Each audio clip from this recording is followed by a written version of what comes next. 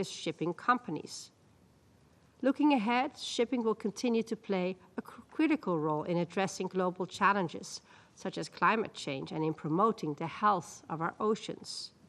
To this end, we are committed to the entry into force of the BBNJ Treaty, a major multilateral achievement for the protection and preservation of our oceans. In conclusion, Mr. President, we reaffirm our commitment to a rules-based order and the UNCLOS provisions in working together to safeguard the freedom of navigation and security, including in addressing new challenges. Let us all remain united in our efforts to safeguard a peaceful, secure, and sustainable future for our oceans. I thank you, Mr. President. Muchas gracias a la delegación del Reino de los Países Bajos. Le paso la palabra en este momento a la delegación de Romania.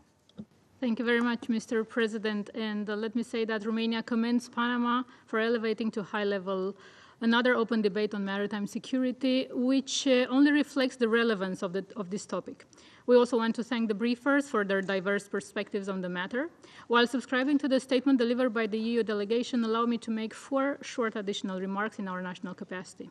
The first one is that the briefers' accounts today echo what is key for the international community, and that is, first, to ensure that international law is upheld and respected on all oceans and seas, and the second, to reaffirm the role of the United Nations Convention on the Law of the Sea as the legal framework for governing all activities in oceans and sea. The second point relates to Romania's foreign policy, which encapsulates a consistent focus on maritime safety, security, and freedom of navigation at global and regional levels, including in the Black Sea region.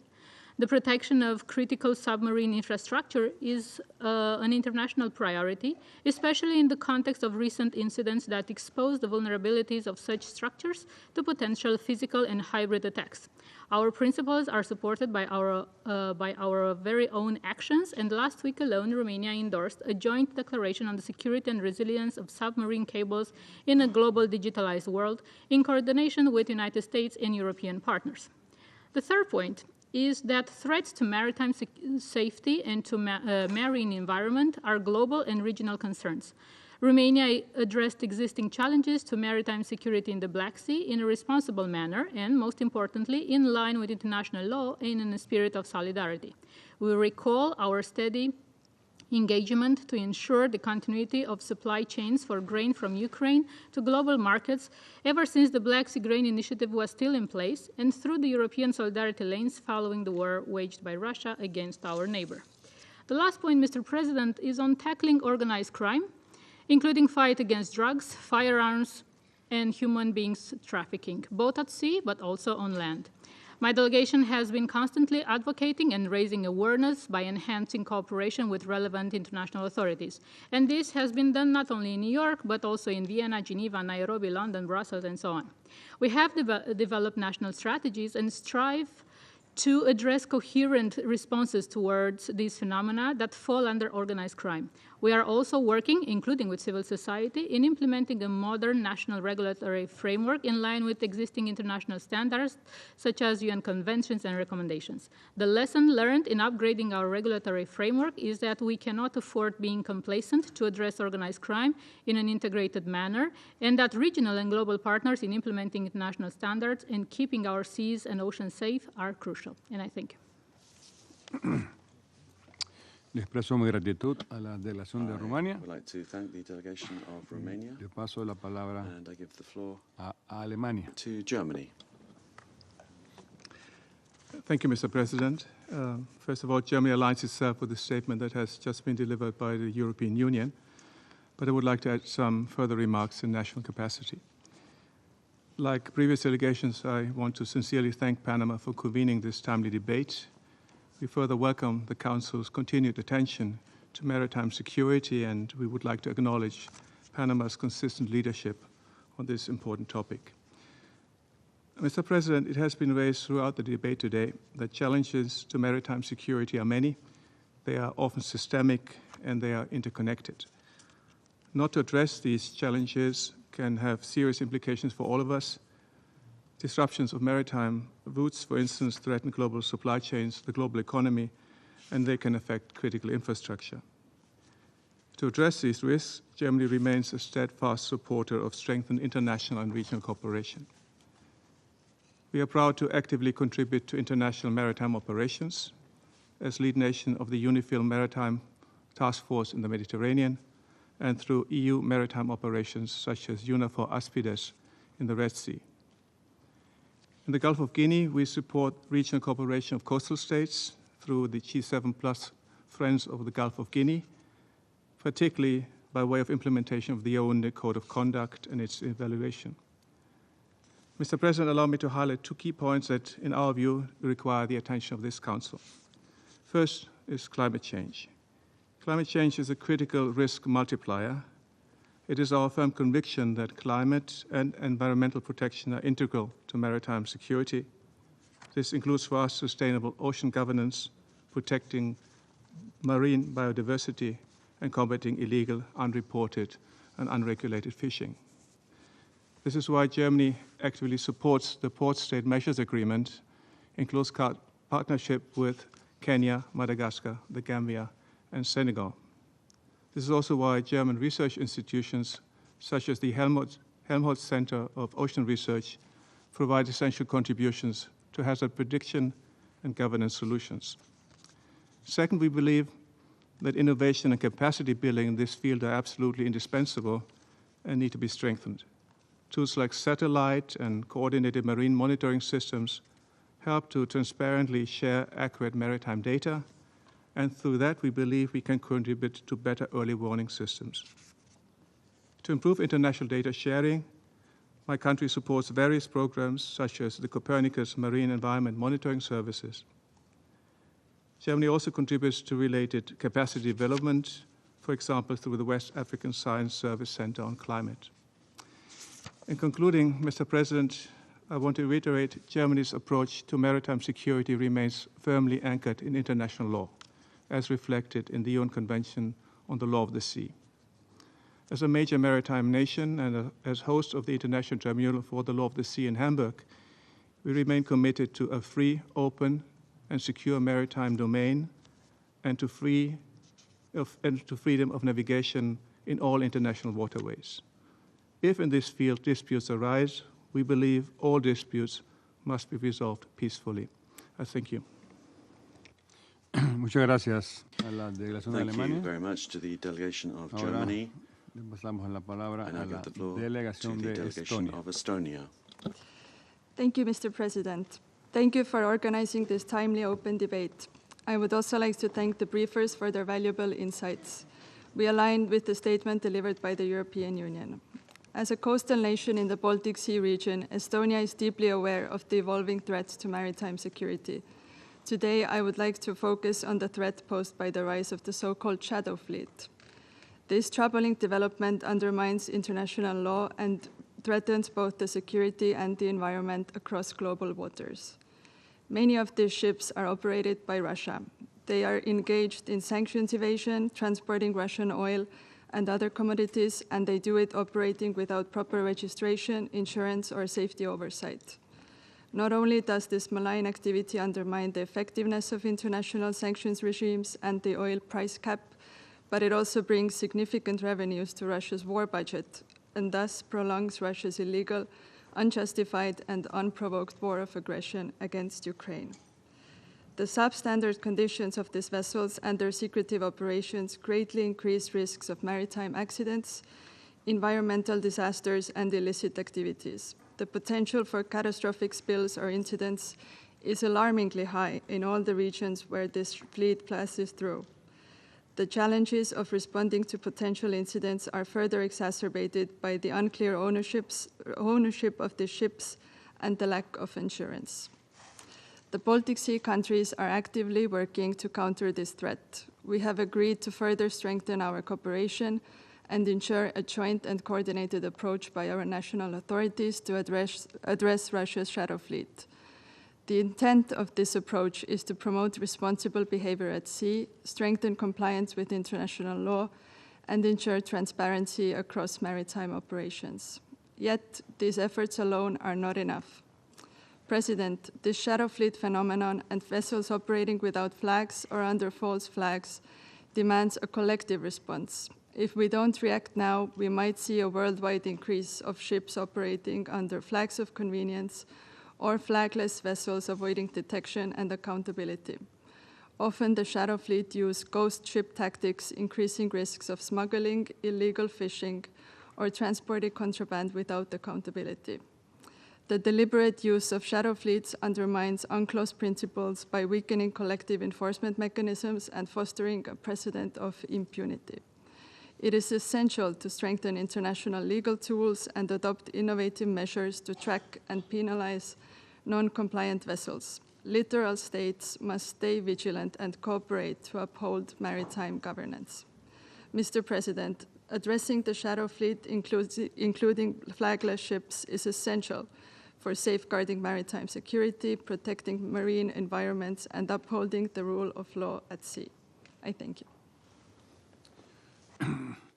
Le damos las gracias a la delegación de Estonia. Thank the delegation of Estonia, and En este momento le pasamos la palabra a la delegación de Angola. to the delegation of Angola. Mr. President, distinguished members of the Security Council, first of all, allow us to congratulate the Republic of Panama for its presidency and for having convening this important session on maritime security.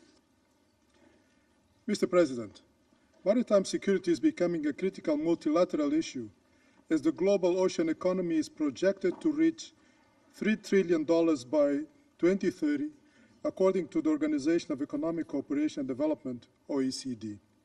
However, the maritime domain is under increasing threats resulting from the overexploitation of fish stocks through both legal and illegal fishing, unreported and unregulated fishing, piracy and armed robbery at sea, illegal oil bunkering, tax waste dumping, drugs and human trafficking, and other illegal activities. United Nations Secretary General Antonio Guterres has addressed maritime security on several occasions, particularly the importance of international cooperation on issues such as piracy, organized crime, and climate-related threats. The United Nations Pact for the Future, adopted in September 2024, calls on member states to enhance cooperation at all levels to combat maritime threats and to promote information sharing and capacity building under international law. Mr. President, Africa's maritime domain is central to the development and prosperity of the continent, whose economy is heavily reliant on maritime trade, since 38 of its 55 countries are coastal and island states. African states have increasingly taken the lead to address the various threats and challenges facing the maritime domain. The African Union 2050 Africa Integrated Maritime Strategy, 2050 AIM strategy, is a comprehensive framework aimed at building regional coordination among African coastal and island states to promote sustainable use of Africa's maritime domain. These are ongoing efforts to combat maritime threats are aligned with Agenda 2063, the African Continental Free Trade Area objectives, and the United Nations Sustainable Development Goals, particularly SDG 14, Life Below Water, and SDG 16, Peace, Justice, and Strong Institutions. Mr. President, as a country with a long coastal line, Angola has been actively participating in initiatives to respond to maritime security threats along the Atlantic coast, especially in the Gulf of Guinea. In October 2015, in partnership with the United States and Italy, Angola organized the International Conference on Maritime and Energy Security, attended by more than 400 delegates representing 34 countries around the world who adopted the Luanda Declaration, encouraging greater strategic complementary and cooperation to effectively track, deter, and respond to piracy incidents in the Gulf of Guinea. This delegation would like to make 3 suggestions to strengthen international cooperation and ensure better maritime security coordination. First, harmonizing the legal frameworks among states to close legal loopholes and ensure consistent and effective prosecution, thus preventing offenders from evading justice. Second, increasing funding to support regional partners to acquire new technology, such as drones, satellite imagery, and enhance communication capabilities to provide real-time updates and enhance the effectiveness of maritime response mechanisms. Third, renew engagement to multilateral engagement that allow for joint maritime security operations in accordance with international law of the sea and respect for sovereignty of states. In conclusion, under the leadership of His Excellency João Manuel Gonçalves Lourenço, President of the Republic, Angola reaffirms its commitment to international cooperation within the framework of UN Convention and Protocol, as well as the Lomé Charter, the African Union 2050 AIM strategy, and the Yaoundé Code of Conduct to advance the common maritime security agenda. I thank you. Le damos las gracias a la delegación de Angola. I thank the delegation of Ahora Angola, and le pasamos la I palabra give the floor a Ghana. to the delegation of Ghana. Mr. President, I'll begin by congratulating Panama for its presidency and commend your delegation for rallying global attention around the subject of maritime security. Ghana thanks the distinguished briefers for their insightful contribution to today's debate. For centuries, the world's oceans and seas have been the enabler of global commerce, human exchanges, societal progress, and economic livelihood. With more than 80% of international commerce being transported by sea, the planet's beating blue heart possesses an unparalleled ability to sustain humanity itself. However, the sustainable use of the oceans and seas is hindered by violations to the laws of the sea, the incidence of piracy in the oceans and criminality at sea, and illegal, unreported, and unregulated fishing, among others. As reported by the International Maritime Bureau in its 2024 report, 116 piracy incidents occurred last year, in similar ranges as those for 2022 and 2023. This persisting concern, as well as the growing incidence of maritime crimes, weaponized drone attacks, cyber attacks, and destructive acts against offshore installations and ports, pose a serious threat to international peace and security, international trade, and global economic stability. Maritime security is therefore an important area of concern which must continue to be the focus of attention of this Council. As a coastal state, Ghana is cognizant of the cost of blue crimes to states and its adverse impacts. For today's debate, Ghana will make 3 brief points. First, the stability required for ocean governance can only be rooted in law, in the Charter of the United Nations and arrangements of international law, particularly the United Nations Convention on the Law of the Sea, UNCLOS, which lays down a comprehensive regime of law and order for the world's ocean and seas. The response to incidents in the world's ocean and seas should therefore be rules-based and must seek to establish with common clarity the expectation that exists in relation to the oceans and seas.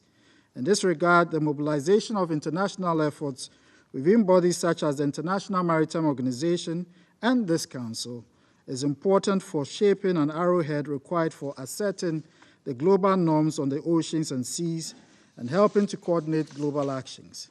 Second, Ghana supports regionalized approaches to responding to threats to maritime security consistent with the international rights and obligations of states. Ghana welcomes the increasing spirit of regional cooperation among littoral states and across regions in addressing challenges within high-risk maritime domains.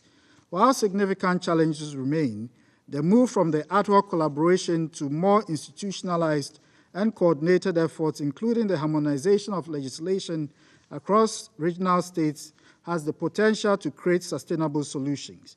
Emerging threats such as terrorism and weaponized drone attacks, particularly in the Red Sea, West Indian Ocean, and the Gulf of Eden, require the most robust forms of regional and international cooperation. In the case of the Gulf of Guinea, we continue to be fully committed to the full operationalization of the Yaoundé architecture through the resolution of all operational, technical, and financial issues that hamper its effective functioning. Third, Ghana believes that concerted regional approaches at the technical and operational level should also be rooted in prevention and must seek to address the root causes of pre-existing and emerging threats at sea. Preventive and long-term approaches must be anchored in measures that address structural challenges such as poverty, youth unemployment, and political instability, as well as the impact of climate change on livelihoods. Furthermore, Ghana notes that innovation and modern technologies have proven to be a promising pathway for enhancing national and regional capacity to address maritime threats, port security, and improve port and vessel monitoring, boost information gathering, as well as overall maritime domain awareness within and across nations. For countries like Ghana, where maritime trade is the lifeblood of the economy, the responsible use of modern technology tools to locate, assess, and interdict negative actors at sea is a growing necessity. In concluding, Ghana calls for urgent action to address the absence of global strategy and the fragmented approaches to ensuring global maritime safety. A standalone item in the Council's agenda dedicated to maritime security would be a useful starting point. We also urge the Council's further efforts for a united long-term focus on emerging threats faced within the global maritime space that combine prevention, innovation, and regional collaboration. Ghana remains committed to supporting all efforts aimed at fully implementing the United Nations Convention on the Law of the Sea, the AU's Integrated Maritime Strategy 2050, and Security Council Resolution 2634 of 2022 on maritime security in the Gulf of Guinea, which Ghana and Norway co-led. I thank you. Le doy las gracias I a Ghana. thank Ghana. And now I pass the floor of the Security Council of the United Nations to Ukraine. Mr. President, we thank the Panama Presidency for organizing today's important high-level debate. We are also grateful to briefers for their valuable insights. Maritime security is fundamental to global stability, economic resilience, and well-being. It is also closely linked to countering terrorism, combating transnational organized crime, and ensuring energy and food security. Maritime security should remain high on the Security Council's agenda, as it is inherently connected to the maintenance of international peace and stability. Yet, in our region, maritime security has been severely undermined by Russia's war of aggression against Ukraine. We face constant missile and drone attacks on port infrastructure of the Ukrainian south, including recent strikes on the port of Odessa region, destroying facilities critical for global grain exports. Civilian vessels in the Black Sea have been repeatedly targeted or threatened, creating risks for crews and disrupting established trade routes. Several Ukrainian ports, which remain under temporary Russian occupation, turned into heavily militarized naval bases in blatant violation of international law. These actions damage not only Ukraine, but also the states that rely on our agricultural exports and the global economy at large. This is why countering such threats must be a shared international priority. Ukraine calls upon the Security Council to keep the issue of maritime security, including threats in the Black Sea and the Sea of Azov, high on its agenda. The international community should support the imposition and strengthening of targeting sanctions against individuals, entities, and vessels engaged in the illegal maritime activities, including the transport of pillaged Ukrainian grain by Russia and the Russian so-called shadow fleet. Promote coordinated international monitoring and enforcement to guarantee freedom and safety of navigation. Support holding the Russian Federation accountable for attacks on civilian shipping and port infrastructure, as well as for environmental damage caused in Ukrainian waters. Only through resolute and collective action can we restore safe navigation in the Black Sea and the Sea of Azov, safeguard global trade, and ensure that the seas remain open, secure, and governed by international law. Thank you very much. Muchas gracias, Ucrania. Thank you, Ukraine. Le damos la palabra ahora al Reino de Marruecos. And I give the floor to the Kingdom of Morocco. Merci, Monsieur le Président. Thank you, Monsieur le Président, qu'il me soit permis de vous féliciter allow me to chaleureusement pour warmly votre présidence congratulate réussie du you on your Conseil de successful sécurité, presidency of the Security ainsi que Council, pour avoir inscrit la as well sécurité as for maritime having à l'ordre du jour included et maritime security on the rehaussé agenda, cette réunion à très haut niveau and sous la présidence de son Excellence, Monsieur le Président José Raúl having Mulino. raised the status of this meeting under the pour presidency leurs of présentations respectives.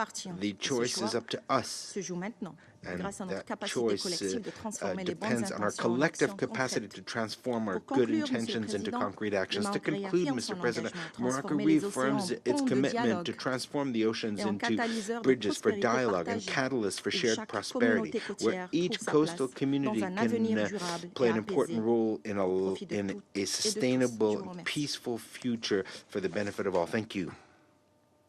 Merci beaucoup. Thank you, says the Le damos las President. gracias a la delegación de Morocco, We de thank Marruecos, Morocco, y le Kingdom pasamos of la Morocco, palabra and then I give a the floor Turquía. to Turkey. Thank you, Mr. President. I thank Panama as one of the foremost maritime nations for convening this timely debate. We welcome Your Excellency, Honorable Foreign Minister of Panama, and appreciate the valuable briefings from the Secretary Generals of the IMO and Interpol and the CEO of the Panama Canal Authority. As a maritime country surrounded by sea, Turkey places high priority to maritime security, freedom of navigation, and open sea lines of communication, and has always been a steadfast supporter of the rule of law at sea. Preserving freedom of navigation and ensuring the peaceful use of seas and oceans remain primary objectives. Piracy, terrorism, and armed robbery pose serious threats to seafarers, international trade, food and energy security, and prosperity of all nations. Regional conflicts also undermine maritime security and freedom of navigation. We are closely following developments in the Red Sea and the Gulf of Aden, where tensions confirm our warnings that Israeli aggression in Gaza would spill over, threatening navigation. A permanent ceasefire in Gaza is essential to securing freedom of navigation in the Red Sea. Mr. President, Turkey actively participates in joint operations against maritime piracy, armed robbery, and terrorism, seeing regional cooperation as complementary to multilateral efforts. We contributed to counter piracy off Somalia, provide training to the Somalia Navy and Coast Guard, support the Combined Maritime Forces Task Force headquarters in Bahrain. We host NATO's Maritime Security Center of Excellence in Istanbul, the primary platform within NATO for training related to maritime security. Mr. President, since the onset of the Russia-Ukraine war, we have meticulously and impartially implemented the Montreux Convention and will continue to do so to help prevent the conflict from spilling over into the Black Sea. We call on the concerned parties to contribute to our efforts in minimizing the effect of the war on the Black Sea. The Black Sea Grain Initiative, facilitated by the UN and Turkey, represented a significant diplomatic achievement, helping to prevent a global food crisis while enhancing maritime safety in the region. Preserving stability in the Black Sea is essential to prevent escalation and safeguard the uninterrupted functioning of the global food market. Irregular migration and migrant smuggling remain pressing maritime challenges. Locating along maritime Eastern Mediterranean routes, Turkey plays a leading role in addressing irregular migration in full adherence to humanitarian principles, hosting one of the largest refugee populations and conducting robust maritime surveillance and search and rescue operations. Mr. President, Turkey has not joined UNCLOS due to its shortcomings regarding enclosed and semi-enclosed seas. We remain a persistent objector to certain articles concerning the breadth of the territorial sea, contiguous zone, and the regime of islands. While recognizing the Convention's significance, we do not concur with characterization of UNCLOS as the sole legal framework for maritime security. Resolving maritime boundary issues in line with international law, the principle of equity, and relevant jurisprudence is essential. Likewise, the exploitation of hydrocarbon resources must fully respect the legitimate and inherent rights of all relevant peoples and parties. Refraining from unilateral actions and avoiding maximalist positions are key to fostering stability and cooperation. Our vision is for our region to be one of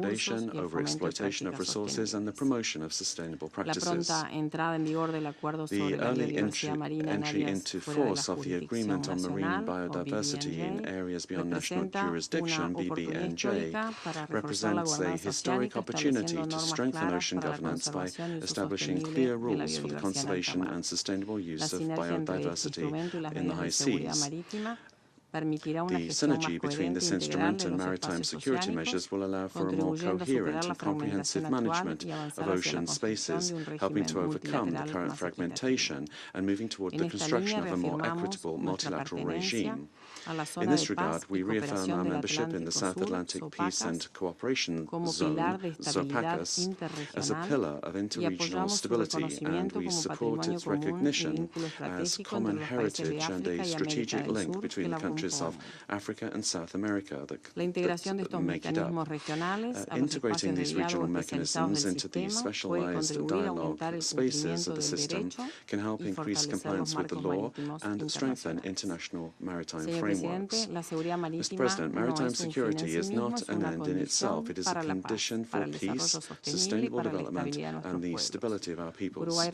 Uruguay reaffirms its commitment to cooperation, regional and international, compliance with international law, and the pursuit of innovative solutions to ensure that our seas and oceans remain a source of life, prosperity, and understanding among nations. Thank you. Muchas gracias. Thank you very much to the Eastern Republic of Uruguay. Pasamos la and palabra I now give the floor a Kenia. to Kenya. Thank you, Mr. President. My delegation congratulates Panama on assuming the presidency of the Security Council for the month of August 2025 and for convening this high-level debate. This high-level debate is timely and consequential.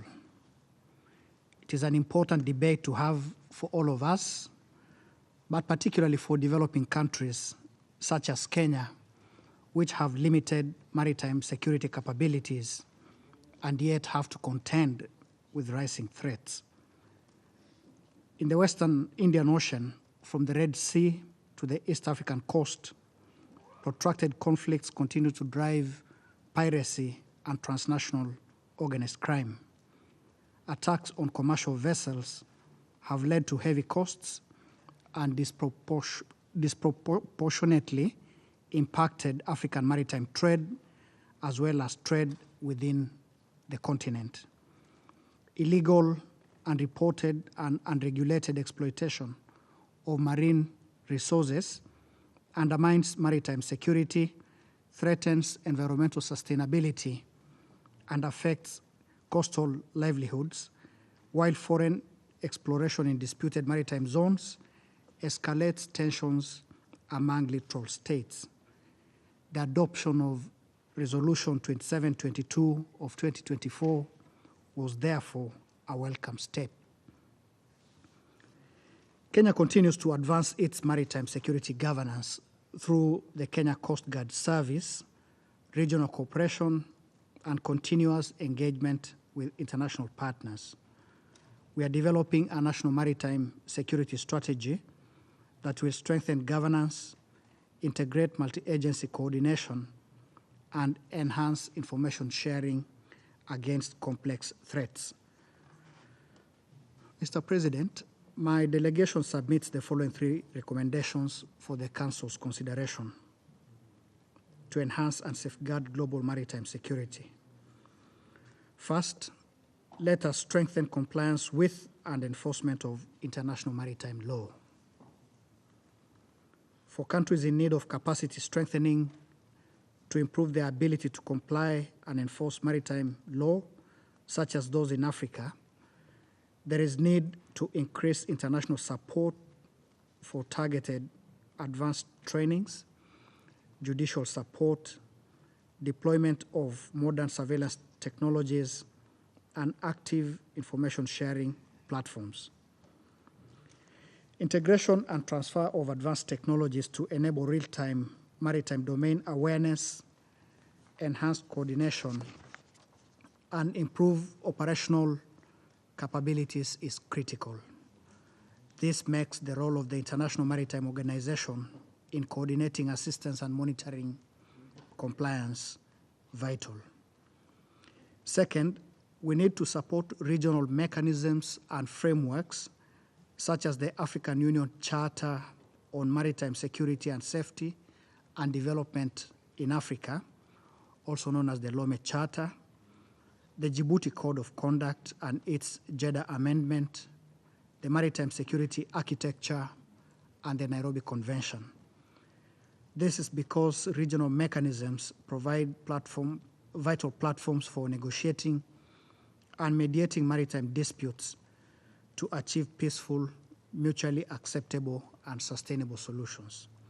Third, as the host of the first global conference on the sustainable blue economy in 2018, Kenya champions sustainable practices, including in shipping, fishing, ports, and tourism, that are rooted in environmental responsibility and inclusive long-term economic growth for all. We also urge greater support to coastal communities, especially by creating opportunities for women and youth as custodians of our maritime heritage. I thank you, Mr. President. Muchas gracias. Thank you very much. Kenya, le pasamos la palabra Kenya. I now give the a Malta. floor to Malta. Excellencies, distinguished delegates, esteemed colleagues, let me begin by expressing sincere gratitude to the Republic of Panama and you, Your Excellency, for hosting this pivotal event. Your leadership in convening us here today reflects Panama's enduring commitment to safeguarding maritime security and promoting international cooperation across our shared seas. As we confront increasingly complex threats, from illicit trafficking and piracy to environmental degradation and sanctions evasion, it is clear that no nation can act alone. Malta has been a firm believer that collectively we must strengthen existing regional and international mechanisms by fostering interoperability, intelligence sharing, and joint training exercises. Regional efforts must be complemented by a global vision. It is in this vein that Malta and Antigua and Barbuda in 2024 established the Global Center for Maritime Sanctions Monitoring, tasked with identifying and disrupting United Nations sanctions evasion through monitoring of vessels involved in suspicious behavior, an increasingly sophisticated threat that undermines international peace and security. The Center aims at coordinating urgent responses and serve as a central platform for multilateral action. Such work could be facilitated through emerging technologies such as satellite monitoring, AI-driven threat detection, and blockchain-based cargo trafficking. These technologies should be harnessed responsibly to enhance maritime domain awareness and operational efficiency. To prevent the use of maritime corridors for illegal activities such as trafficking in drugs, arms, and persons, we must improve coordination between customs, coast guards, and naval forces, as well as increase their capacities to combat such crimes.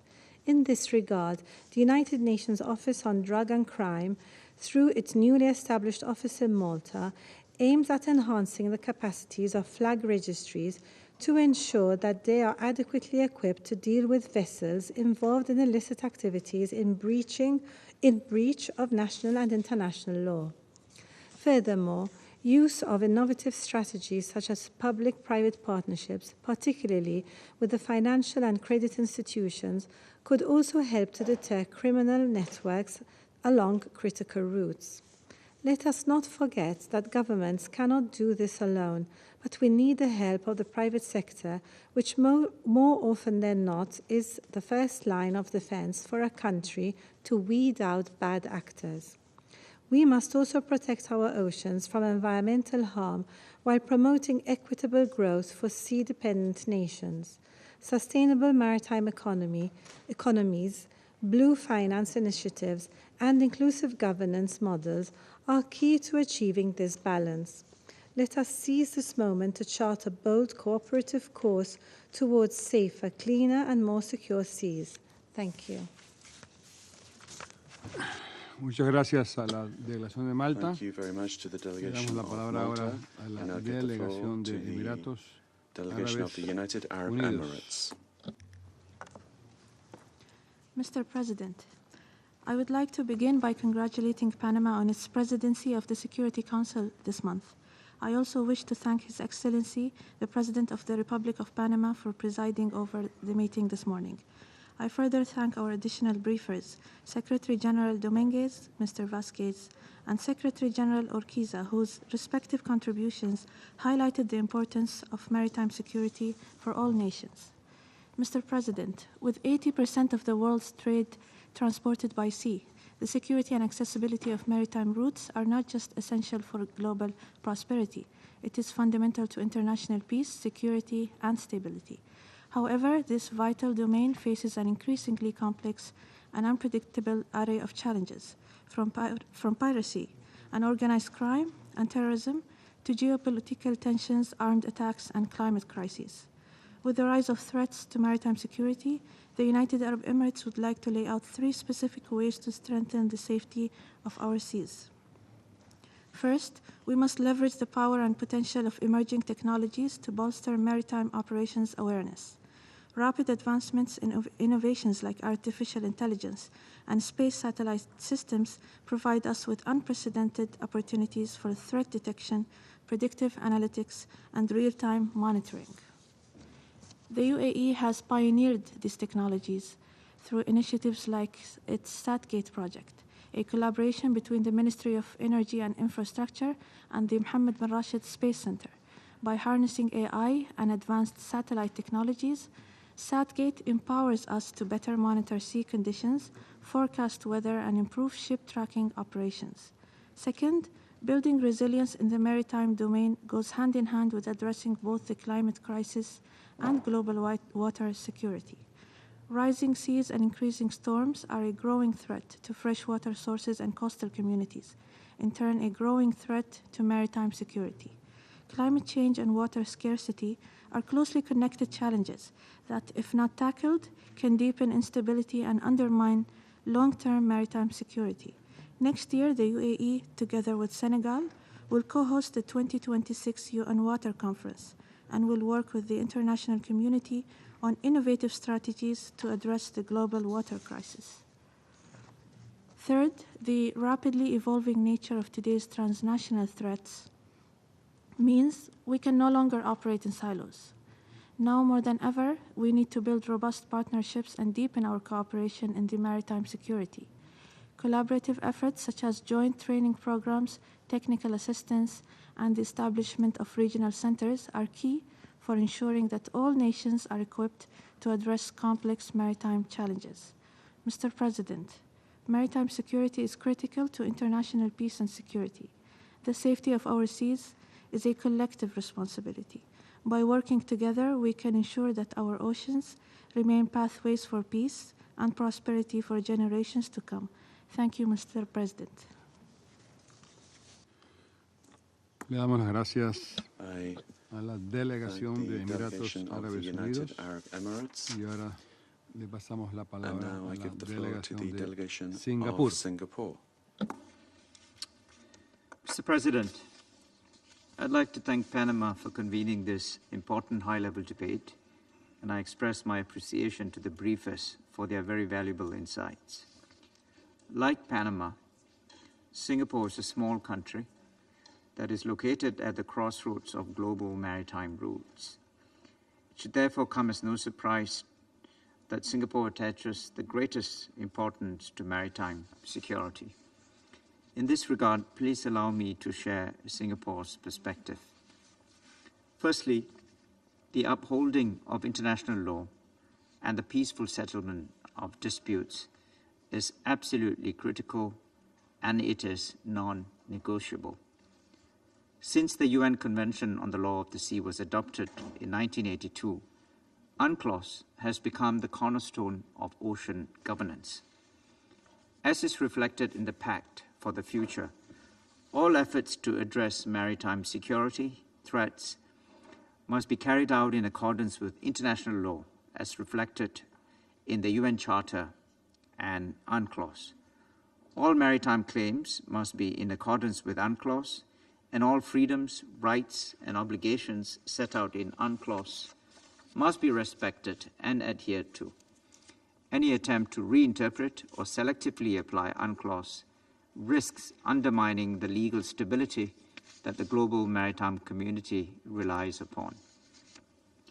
Second, we must work together to preserve open sea lines of communication and the freedom of navigation.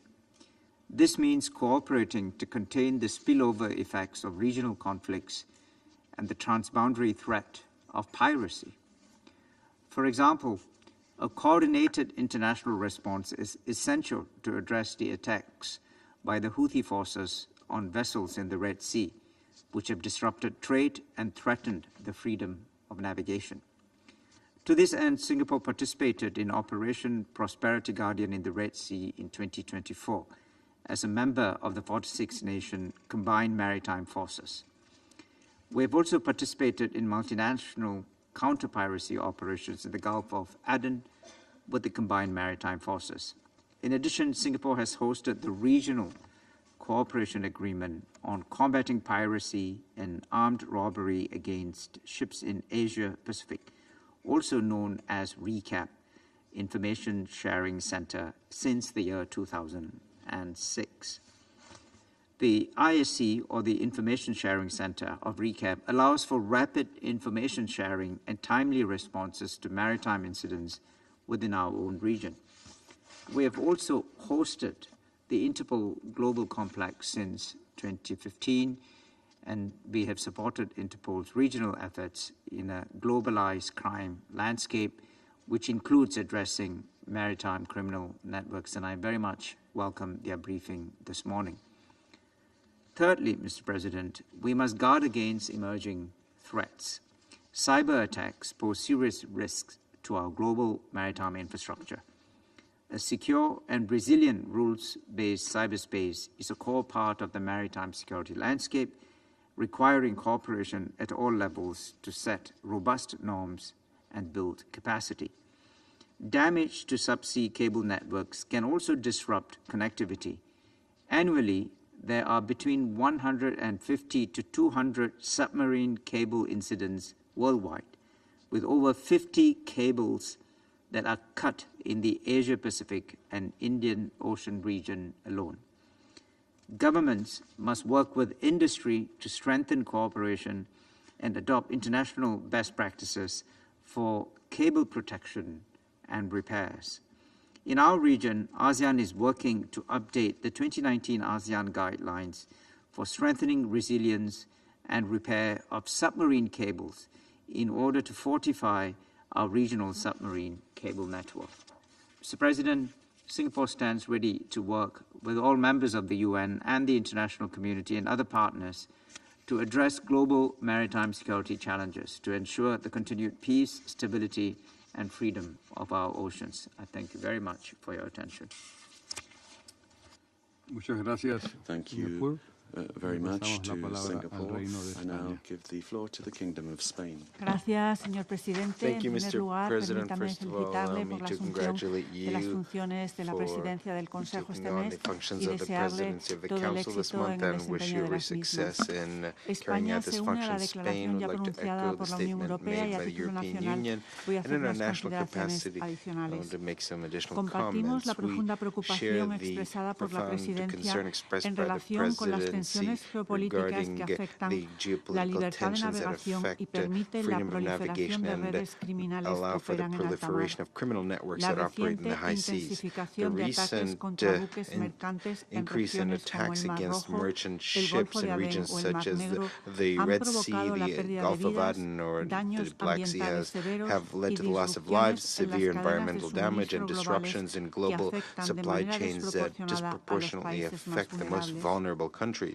Es esencial combatir la It's delincuencia extremely internacional important to marítima, combat maritime proteger las international rutas crime, marítimas protect internacionales y los international puertos maritime estratégicos routes and con strategic esfuerzos ports conjuntos para through minimizar las joint efforts interrupciones to del minimize funcionamiento de las interruptions in the infraestructuras functioning por of actos ilícitos o de infrastructure due sabotaje. to illicit Muy actions or sabotage. específicamente, es And importante specifically, it's promover una important to reflexión promote global a sobre cómo global enfrentar legal mejor assessment las on amenazas how to híbridas better en el mar. confront hybrid España, threats como nación at sea. marítima por Spain, as a quintessential maritime nation, is fully committed to the protection of the marine environment. In 2024, we adopted our national maritime security strategy. Its goal is to contribute to a more secure ocean through a greater protection of the sea and at sea, and strengthening capacities and effective international cooperation. We have embraced a multidimensional response based on 3 pillars. First of all, anticipating through early warning systems. Secondly, integration, strengthening interagency coordination and coordination with the private sector. And resilience, protecting critical infrastructure such as ports, submarine cables, and energy routes. Furthermore, Spain would like to underscore the need to improve compliance with international law, and in particular UNCLOS, United Nations Convention on the Law of the Sea, and the instruments of the International Maritime Organization. With this in mind, we consider it a priority to act against the fraudulent registration of ships. This is a phenomenon that undermines legality of maritime trade and global security. Lastly, we'd like to reaffirm our commitment to multilateral cooperation, especially in forums such as the IMO and the European Union, and would like to highlight the importance of integrating the economic and environmental dimensions in the maritime security agenda, including the impact of climate change, the protection of the people of the sea, and the preservation of maritime biodiversity. Thank you very much. Gracias. Thank you to the Kingdom of Spain. And I now give the floor to Malaysia. Thank you, President. Malaysia wishes Panama a successful presidency of the Security Council. I would like to thank the briefers for their insightful presentation. Mr. President, as a maritime nation, Malaysia believes that its prosperity and security hinge largely on the safety and stability of sea lines of communication in the Southeast Asia region and beyond. Cognizant of this, Malaysia wishes to take this opportunity to share its national approach and guiding principles pertaining to maritime security cooperation as follows. Malaysia's approach to maritime security is guided by the principle of promoting cooperation over contestation. We place strong emphasis on open communication and mutual understanding while firmly avoiding confrontation in the interest of regional peace and security. Malaysia views national sovereignty, sovereign rights, and territorial integrity as enshrined in the UN Charter and the relevant international laws, including the 1982 UNCLOS, as the indispensable element in safeguarding regional and global maritime security. No country should be coerced into ceding its sovereignty, sovereign rights, or territory under the pretext of safeguarding the rights of another nation. The principle of sovereign equality as enshrined in the UN Charter must be upheld. As the chair of ASEAN, Malaysia seeks to further strengthen regional mechanisms on maritime security with the principle of ASEAN centrality at its core. ASEAN has developed various mechanisms involving multiple stakeholders with the objective of fostering constructive dialogues to enhance maritime security across the region. Notable examples include the East Asia Summit, the ASEAN Defense Ministers Meeting Plus, and the expanded ASEAN Maritime Forum. Malaysia also looks forward to the effective implementation of the ASEAN Community Vision 2045, in which maritime security features as a key element. Malaysia values the close cooperation with our neighbors in collectively safeguarding the waters surrounding our countries. Two exemplary mechanisms, the Malacca Straits Patrol and the Trilateral Cooperative Arrangements, have been institutionalized for this purpose. These mechanisms facilitate regular meetings, enable the sharing of real-time updates, and support the exchange of information and intelligence to curb illicit activities in the waters of the countries concerned. The joint efforts have yielded tangible results, including a significant reduction in maritime security-related incidents and the complete eradication of kidnap for ransom activities. Mindful of its responsibilities and international obligations, Malaysia's National Climate Change Policy 2.0 aims to address the challenges of climate change, including its impact on ocean health and the marine environment. The NCCP outlines Malaysia's commitment to increasing ocean-based climate efforts by better protecting, conserving, and restoring marine and coastal areas such as mangroves and seagrass beds. These ecosystems play a vital role in absorbing carbon dioxide, helping Malaysia increase its capacity as a carbon sink and a natural reservoir of greenhouse gases. Malaysia also supports the BBNJ agreement and intends to join other states in preserving and conserving marine biodiversity. As an aspiring candidate for the IMO Council for the term 2026 to 2027, Malaysia is actively seeking the continued support of all IMO member states in the upcoming elections in December 2025. We are committed to upholding the values and objectives of the IMO. We recognize the organization's vital role in promoting the safety and security of ships, the welfare of seafarers, and the preservation of the marine climate and environment. If elected to the Council, Malaysia believes we can continue to enhance the effectiveness of regional and international implementation of the relevant IMO instruments to achieve these critical objectives. Mr. President, to conclude, Malaysia is confident that this debate will help member states build on and align their earlier efforts. It will open the door to broader international cooperation, strengthen the confidence of all stakeholders, and boost the global maritime economy. I thank you. I thank the representative of Malaysia, and I give the floor to the representative of Sri Lanka.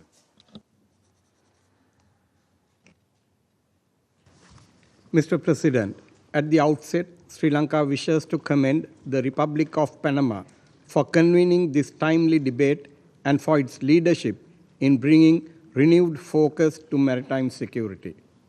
It is a crucial issue to maintain global stability and national resilience. As a small island nation located at the crossroads of a vital international shipping lanes, Sri Lanka's security, development, and prosperity all depend on the stability of the Indian Ocean. Our exclusive economic zone is nearly 7 times the size of our landmass. In this context, Sri Lanka seeks to harness the ocean's economic potential while benefiting from Asia's rising prosperity. While the nation is benefiting from our strategic location, it also puts us on the front lines of confronting complex maritime challenges. These include the persistent threat of illicit trafficking in drugs, arms, and persons, illegal, unreported, and unregulated fishing that undermines food security and livelihoods, environmental degradation, and the growing risk posed by maritime militarization. These challenges are interlinked, transnational, and evolving in scale and complexity. Sri Lanka has taken decisive steps to confront these threats.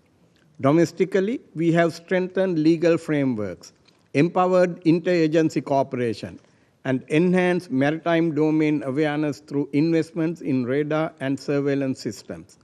Our Navy and Coast Guard play a vital role in interdiction, environmental protection, and humanitarian response. All of these actions were taken despite the country operating under significant resource constraints. In this context, we appreciate friendly nations' much-needed support to enhance logistics capacity and technology to bolster capability to safeguard our maritime boundary and illegal trade, human trafficking, arms smuggling, and terrorism. The issues we are discussing today are common, and countries must work together to address them effectively. To that end, we have prioritized regional partnerships and technical cooperation. One such initiative is the jointly established Regional Center for Maritime Studies by Sri Lanka and France, with an aim to advance maritime safety, security, and marine environmental protection in the Indian Ocean region. Further, joint exercises with key partners such as India and the United States have built capacity, improved interoperability, and bolstered preparedness for real-world contingencies, including disaster response and maritime crime prevention. At the multilateral level, Sri Lanka reaffirms its commitment to international maritime law, in particular the United Nations Convention on the Law of the Sea. We reiterate the importance of the UNCLOS as the legal framework within which all activities in the oceans and seas must be carried out. Sri Lanka became a signatory to the BBNJ agreement with the objective of promoting fair access to marine genetic resources and strengthening regional collaboration for effective and sustainable ocean governance.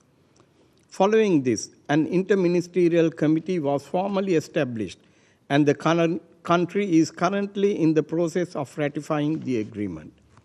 We urge the importance of upholding Security Council resolutions and support enhanced coordination between member states, the International Maritime Organization, Interpol, and regional forums such as the Indian Ocean Rim Association, Indian Ocean Naval Symposium, and the Bay of Bengal Initiative for Multisectoral Technical and Economic Cooperation. As the chair of the IORA, we have aimed to promote deeper cooperation and a shared sense of purpose among the nations of our region. We believe the Indian Ocean must not be viewed simply as a transit route for global trade, but also as a shared space that connects our people, shapes our identities, and drives our economies. Mr. President, technology must be an enabler for maritime peace, not a source of new instability. We welcome innovative solutions, including the use of AI and satellite-based monitoring, but stress the need for responsible governance, transparency, and equitable access to these tools. Sri Lanka also calls for integrating climate resilience and environmental stewardship into the maritime security agenda.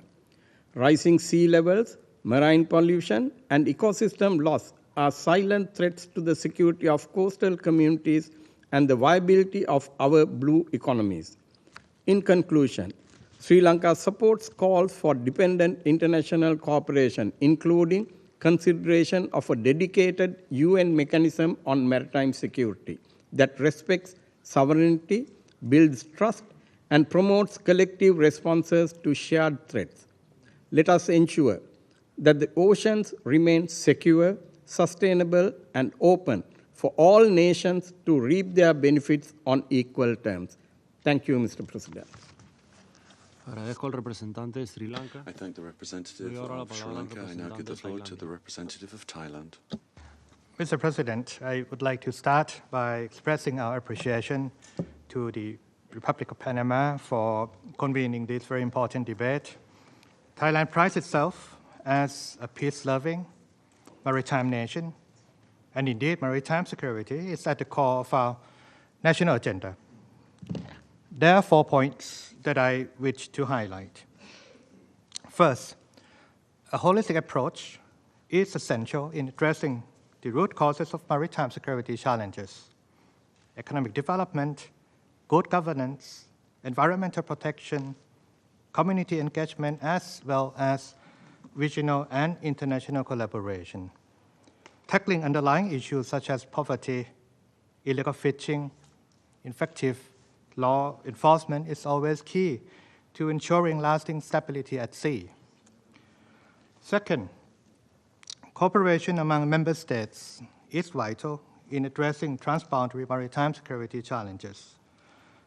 Thailand is committed to enhancing maritime safety and addressing maritime security challenges through ASEAN-led platforms, including the ASEAN Regional Forum and other multilateral fora, particularly the IMO and the UNODC.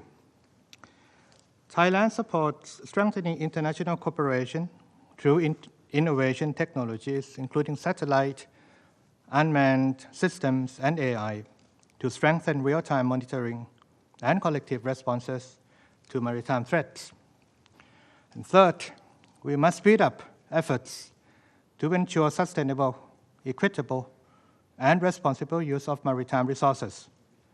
Thailand is fully committed to combating illegal, unreported, and unregulated fishing, advancing maritime spatial planning under our Blue Economy strategy, and working toward ratifying the BBNG agreement.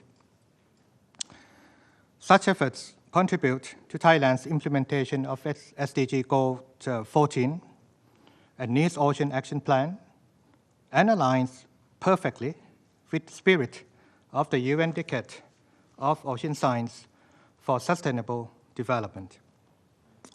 And last, but certainly not least, laws alone cannot ensure maritime security or maritime stability. They must be upheld in practice. It is therefore imperative to fully implement international law, particularly the 1982 UNCLOS, which serves as the legal framework governing all activities in the oceans and seas. Let me stress that without effective implementation of international law, maritime security remains at risk. Mr. President, to conclude, secure and rule-based maritime order grounded in international law is essential for global peace and prosperity. Strong international cooperation is therefore extremely crucial to advancing sustainable development and global economic growth and connectivity. I thank you very much for your kind attention. Muchas gracias al representante de Tailandia. Thank you to Thailand. Doy ahora la palabra al representante I de now Myanmar. give the floor to Myanmar. Okay. At the outset, I wish to congratulate Panama for assuming the Council presidency of this month and thank the Panama for organizing this important debate. I also thank the briefers for their insightful remarks. Maritime transport is the primary mode for global trade, with having over 80% of the international trade by volume. In this regard, the strengthening maritime security is vital for development of all countries, especially developing countries which are depending on maritime trade. Yet, the global uncertainty, escalating geopolitical tensions, transnational criminal activities, and conflict and their consequences affect maritime security as much as any other domains. Disruption to the freedom of navigation and proliferations of criminal networks operating on the high sea pose a growing threat to international trade and global economic stability. Myanmar reaffirms our call in the Pact for the Future to address the impact of threats to maritime security in accordance with international law, UN Charter, and the UN Conventions on the Law of the Sea. Mr. President, in my country, Myanmar, the collapse of rule of law and political institutions, the rise of corruption, and the prevalence of insecurity after the 2021 attempted military coup have created conditions conducive for the expansions of transnational criminal activities through overland corridors and maritime channels. According to the recent UNODC report, the flows of drugs from Myanmar have surged across not only East and Southeast Asia, but also into South Asia since the coup. Since the coup, over 7,000 people have been killed by the military junta. Over 20 million people are in need of humanitarian assistance. Half of the population is now living under the national poverty line. More than 3.5 million people, including Rohingya, has been displaced. Vulnerable populations in IDP camps also become highly exposed to being trafficked by human smugglers. According to the UNHCR, the number of persons fleeing by boat in 2025 has increased with an average of 174%. From January to May 2025, 3,100 Rohingya refugees embarked on dangerous seas and river journeys, and 457 persons were reported as dead or missing by the end of May. The deteriorating situation in Myanmar and insecurity in the refugee camps will continue to keep the alarming trend of increased movements and deaths at sea for the 2025-2026 sailing seasons.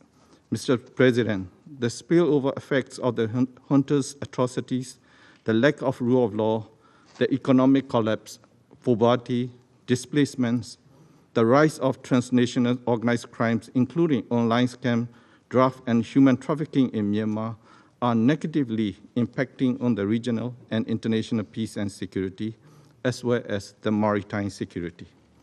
Such threats to regional and international peace and security require enhanced coordination among the UN member states, not silos.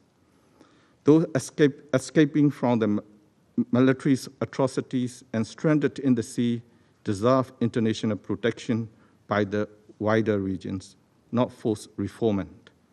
Most importantly, the people of Myanmar deserve urgent, decisive, and effective action by the Security Council, not mere expressions of concern. In light of the inaction of the Council, I ask the international community to explore all available tools at their disposal to save the lives of the people of Myanmar by cutting the flows of weapons, jet fuel, and dual-use items to the military junta. With every passing day of no action, more civilians are being killed, more young people are losing their future.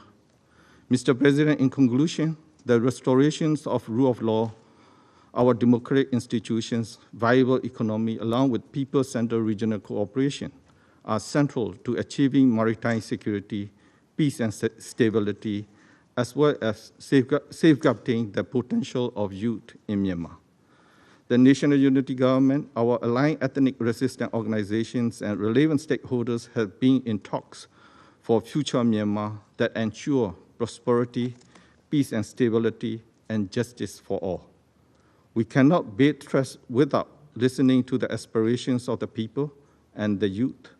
We cannot reconcile without addressing the transitional justice. We cannot hold an inclusive election without releasing our arbitrarily detained political leaders and political prisoners.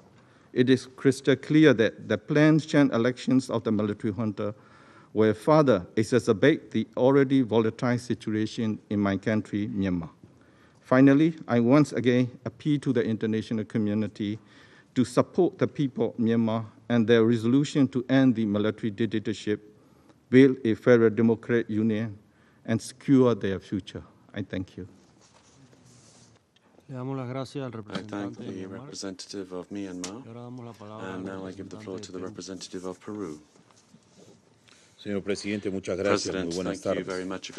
Deseo agradecer en primer lugar la gentil invitación de la República del Panamá y a su vez felicitar por la diligente labor conduciendo los trabajos del Consejo de Seguridad de las Naciones Unidas en presente. Esta es la primera intervención que hago ante el Consejo y me siento realmente honrado. Lo hago en mi condición de ex primer ministro del Perú y además actual representante permanente del Perú ante las Naciones Unidas, ocasión que aprovecho, Presidente, para expresarle a un país hermano como el Panamá nuestro reconocimiento al haber convocado el presente debate, cuyo objetivo es evaluar un tema cuyo alcance e interés es de carácter global. Habida cuenta de que el fortalecimiento de la seguridad marítima mediante la prevención, la innovación y la cooperación internacional nos concierne a todos y en particular al Perú en su condición de país marítimo. Nuestros intereses en materia de seguridad marítima convergen plenamente con las resoluciones que ha aprobado este Consejo, así como con las prioridades determinadas por la Presidencia, como son la disrupción causada por las tensiones geopolíticas, las actividades delictivas transnacionales y las interrupciones a la libertad de navegación. Lamentamos que dichas tensiones afecten la estabilidad de las cadenas de suministro, el desarrollo económico y el comercio internacional, causando serios trastornos que impiden el flujo normal de alimentos críticos, combustible, asistencia humanitaria y otros bienes esenciales por todo el mundo. Presidente, el Perú como miembro de la Organización Marítima Internacional y particularmente es su Consejo participe en la elaboración de los más altos estándares relativos a la seguridad y protección marítimas, priorizando la importancia crucial que debe mantener la libertad de navegación. Reiteramos nuestro respaldo a la resolución sobre protección marítima en la zona del Mar Rojo adoptada por el Comité de Seguridad en su 78º periodo de sesiones. En el párrafo 11 orienta a todas las partes a proporcionar información pertinente a la Organización Marítima Internacional según proceda. Es así que, como parte de nuestro compromiso con la gobernanza marítima internacional y en el contexto de nuestra aspiración de seguir colaborando con dicho objetivo en calidad de miembro del Consejo de la OMI para los años 2026 y 2027, el Perú ha presentado su candidatura a la reelección en la categoría C y esperamos, por supuesto, contar con el apoyo de otros Estados miembros. De esta forma, podremos seguir impulsando la propuesta presentada por el Perú en abril pasado, dirigida a fomentar el uso de centros internacionales de intercambio de información marítima para articular los esfuerzos dirigidos a luchar contra las amenazas de la delincuencia organizada en el sector marítimo. La propuesta peruana destaca la importancia de contar con una red integrada de centros internacionales de intercambio de información marítima o similares que permitan prevenir y efectuar coordinaciones de forma eficaz ante incidentes y amenazas, mejorando así la protección del comercio internacional y del medio marino. Actualmente, la Marina de Guerra del Perú se encuentra a cargo del Centro de Fusión de la Información Marítima para Latinoamérica, donde se colecta y analiza información marítima con el propósito de hacerle frente a las amenazas comunes, como son la lucha contra la piratería, el robo a mano armada, el tráfico ilegal de drogas, de personas, de armas, la pesca ilegal no declarada y no reglamentada y otras actividades ilícitas. En tal sentido, en el Comité Legal de la OMI, el Perú, con el apoyo de Bélgica, Colombia, Ecuador e India, presentó en marzo pasado la inclusión de dichas amenazas en su plan estratégico de manera más integral. Señor Presidente, finalmente, deseo exhortar a los Estados miembros de la OMI a fortalecer dicha interconexión, compartiendo información relevante sobre las amenazas aludidas bajo un enfoque preventivo e innovador, en correspondencia con el objetivo del presente debate, asegurando la implementación efectiva de los marcos legales ya existentes y el uso de mecanismos de seguimiento, desarrollando capacidades críticas de prevención que aseguren una respuesta global coordinada ante las citadas amenazas. Muchas gracias, Thank you very much, Mr. President. Gracias al representante de Perú. We thank the representative of Ahora Peru. damos uso de la palabra al representante de Vietnam. Now give the floor to Vietnam. Mr. President, my delegation thanks Panama for convening this important debate on safeguarding the maritime domain, a vital space to global security, trade, connectivity, and climate resilience. Today, our oceans face interconnected challenges: unresolved disputes, piracy, transnational crimes such as trafficking, smuggling, illegal fishing, and cyber threats, compounded by climate change and natural disasters. These challenges affect not only maritime routes, but also the stability of coastal communities and global supply chains. Over the years, the 1982 UN Convention on the Law of the Sea and its implementing agreements have provided the legal framework for maritime governance, complemented by instruments on maritime safety, environmental protection, and crime prevention. Institutions such as IMO, UNODC, FAO, and UNEP have all played crucial roles in fostering cooperation in their respective fields. Yet, fragmentation persists, and the real challenges lie in ensuring effective implementation, coordination, and resource mobilization at global, regional, and national levels. In this regard, Vietnam proposes 3 priorities. First, international law, especially the UN Charter and UNCLOS, must be fully respected. The conduct of states at sea must comply with their legal obligations, including respecting sovereignty and sovereign rights of other states, refraining from unilateral actions that escalate tensions, and resolving disputes by peaceful means. Second, practical cooperation must be strengthened at all levels, including through information sharing to enhance maritime domain awareness, joint patrols, hotlines for incident management, coordinated search and rescue, and capacity building and technology transfer for developing countries. Third, coordination must be further enhanced among UN agencies and specialized organizations, as well as with regional frameworks, to improve implementation effectiveness while avoiding duplication of efforts and ensuring resources are channeled where they are most needed. Mr. President, as a coastal state with vital strategic and economic interests in the East Sea or South China Sea, Vietnam understands both the opportunities and risks of maritime domain. We work closely with partners bilaterally and multilaterally to combat crimes at sea and promote maritime security. We actively engage in ASEAN-led mechanisms, maintain joint patrols, and information sharing with neighboring countries, and coordinate on law enforcement and emergency response. Vietnam remains committed to peaceful dispute settlement, full respect for UNCLOS, and the early conclusion of an effective, substantive code of conduct in the South China Sea consistent with international law, especially UNCLOS. I thank you. Thank you to the representative of Vietnam. And I give the floor to the representative of Timor-Leste. Mr. President, colleagues, distinguished delegates, at the outset, I would like to congratulate Panama on its presidency of the Security Council, and thank you for convening this timely discussion. Thanks also to the briefers this morning. Mr. President, maritime security is no longer a peripheral concern, but a central pillar of global stability, shaping trade, food security, and sustainable development. However, our oceans face mounting pressures.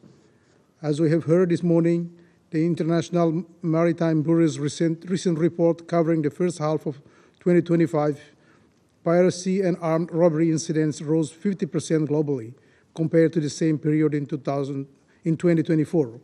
With Asia alone registering an alarming 83% increase. These are not isolated incidents, but indicators of systemic weaknesses in maritime governance, surveillance, and enforcement. Small island developing states, including my country, Timor-Leste, bear a disproportionate burden. Illegal, unreported, and unregulated fishing drains an estimated $300 million USD annually from our economy, undermining livelihoods, food security, and sovereignty. This is not simply an environmental or economic concern. It is a strategic threat that erodes resilience and fuels inequality. Mr. President, maritime security has emerged as a critical pillar for Timor-Leste as it seeks to safeguard its sovereignty, protect its nascent blue economy, and deter a spectrum of threats ranging from traditional piracy to sophisticated illegal fishing networks.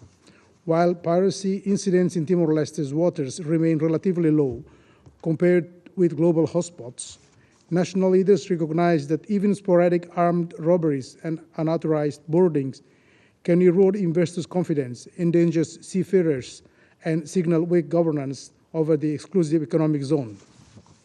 This renewed focus on maritime strategy aligns with Timor-Leste's broader post-colonial security agenda, which threats non-military transnational crimes, particularly illegal fishing and related maritime violations, as core challenges to state resilience and social stability. The most recent figures from the Ministry of Agriculture and Fisheries of Timor-Leste reveal the scope of illegal fishing losses between 2018 and 2020.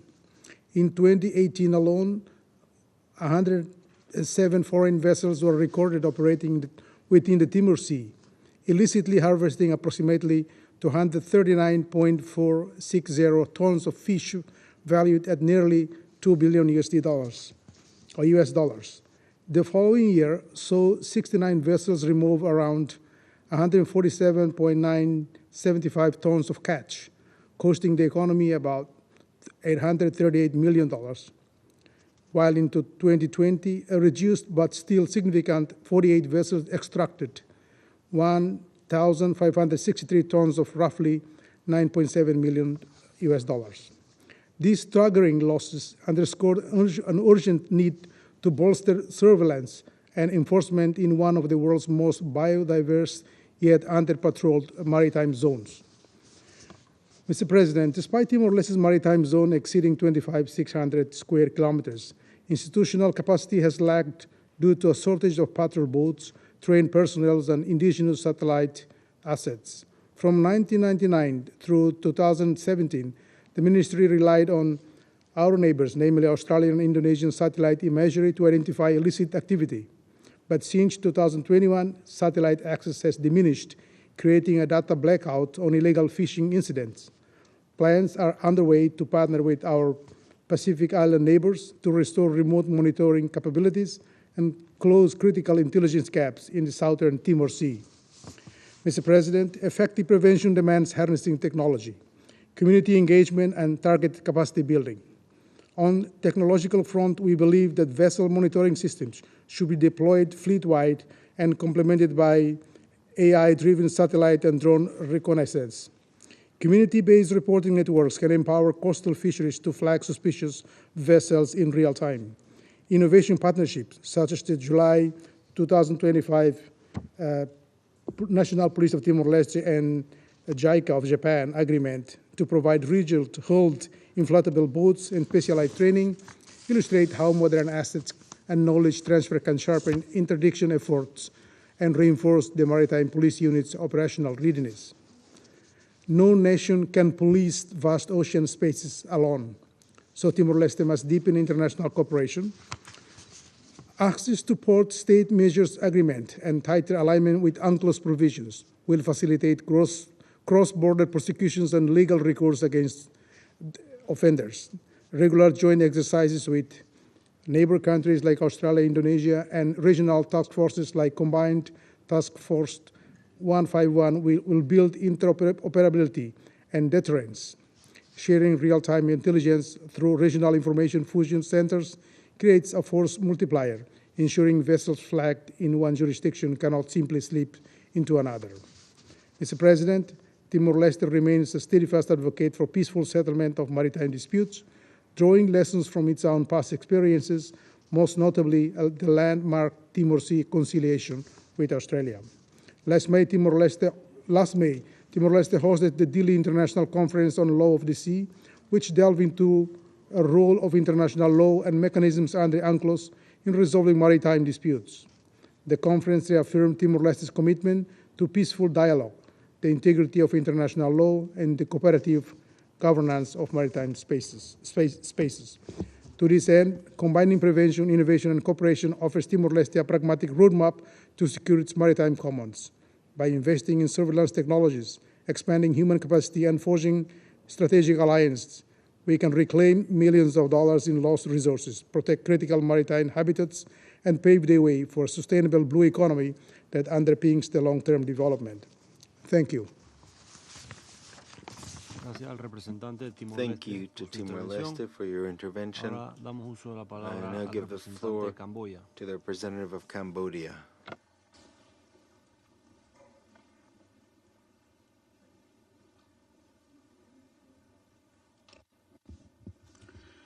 Thank you, Mr. President, Excellencies, distinguished delegates. Cambodia commends Panama for convening these important debates on maritime security. We also extend our appreciation to all briefers for their valuable insights which help guide our collective response to the shared challenge.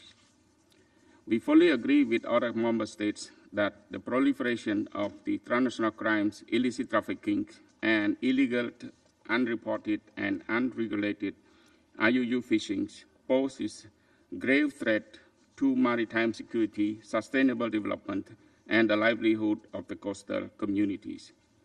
These challenges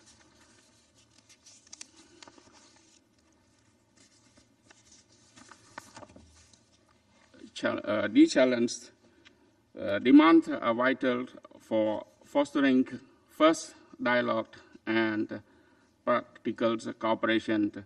We support their strengthening through legal harmonization, capacity buildings, and operational interoperability.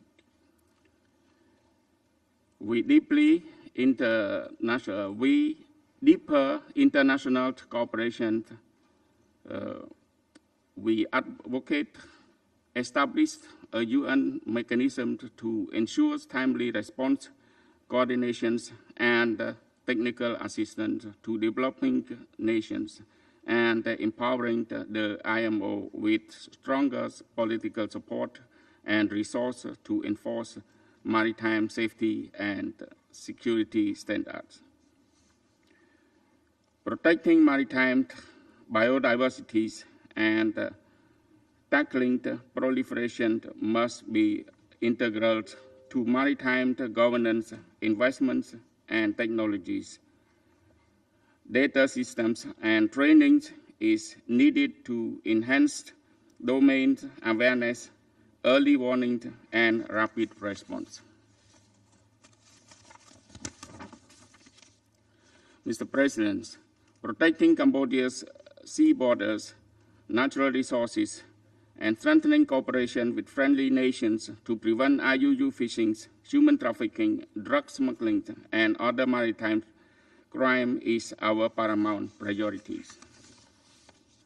Cambodia confirmed its commitment to transparency and regional cooperations, and accordingly welcomes all friendly foreign vessels to dock and upgrade facility for the purpose of joint trainings, counter-terrorism cooperations, disaster prevention and relief, and humanitarian assistance for the sake of regional and international security. In conclusion, Cambodia remains committed to working collaboratively with member states and relevant international organizations to promote a secure, stable, and sustainable maritime environment for all. I thank you. Agradecemos al representante de Camboya por su intervención. Thank Cambodia for your intervention, and I now give the floor to the representative of the Maldives. Thank you, Mr. President. I thank the government of Panama for convening this important and timely debate.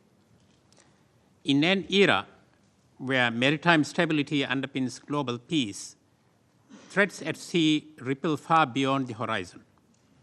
The Maldives, situated at vital crossroads of the Indian Ocean shipping lanes, feels this reality every day. Our waters carry immense volumes of global trade. Therefore, any disruption in these waters sends shockwaves across continents. This is why we believe maritime security must be treated as a central issue to international peace and security. And this is why a coherent, forward-looking response is urgently needed to address its evolving dimensions. Let us be very clear. Maritime security is no longer a regional issue. It is a global challenge demanding urgent and collective response. The Maldives proposes 3 ways in which this Council and the broader international community can act decisively in shaping such a response. First, Security Council must recognize maritime threats as core security concerns. Small island developing states are on the front lines, but they lack the tools to respond to fast-changing risks. These include piracy, trafficking, IUU fishing, and cyber attacks targeting ports and critical infrastructure. Supporting capacity building, including technical expertise, surveillance systems, and secure communications are essential. Global maritime security is only as strong as its most vulnerable links. Second, we must confront the security implications of gradual collapse of marine ecosystems. The ICJ's recent advisory opinion affirms the duty of states to prevent serious environmental harm.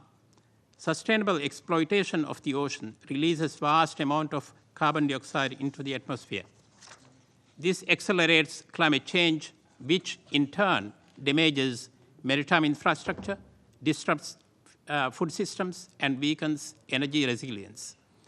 These cascading impacts pose direct threats to regional stability and global supply chains. Protecting ocean life is therefore not just an environmental issue, it lies at the heart of international security. Third, the UN system must work in concert to unlock the potential of new technologies. Big data, especially from satellites, can detect emerging threats with speed and precision. Artificial intelligence can turn this data into real-time insights, strengthening early warning and response. But many states, especially SIDS, still lack the capacity to access or use these tools effectively.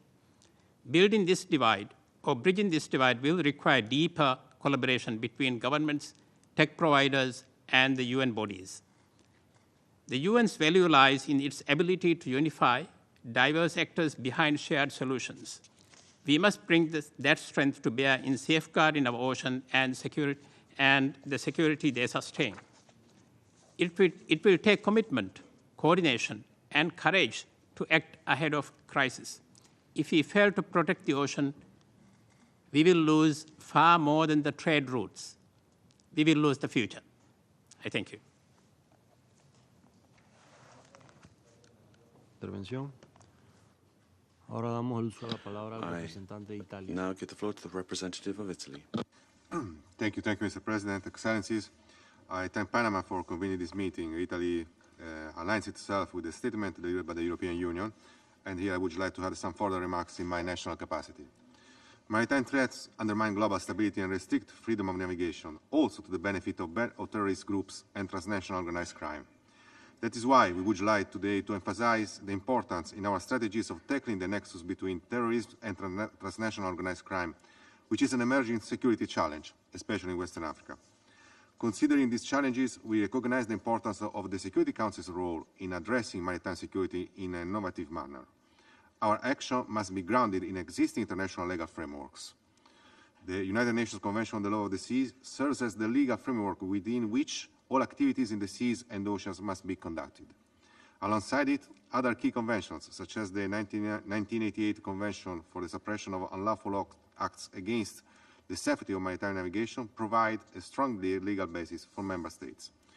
In this context, we acknowledge the significance of previous Security Council decisions, including the Presidential Statement 15 of 2021 and Resolution 2634, with a letter specifically addressing the threat of piracy and armed robbery in the Gulf of Guinea.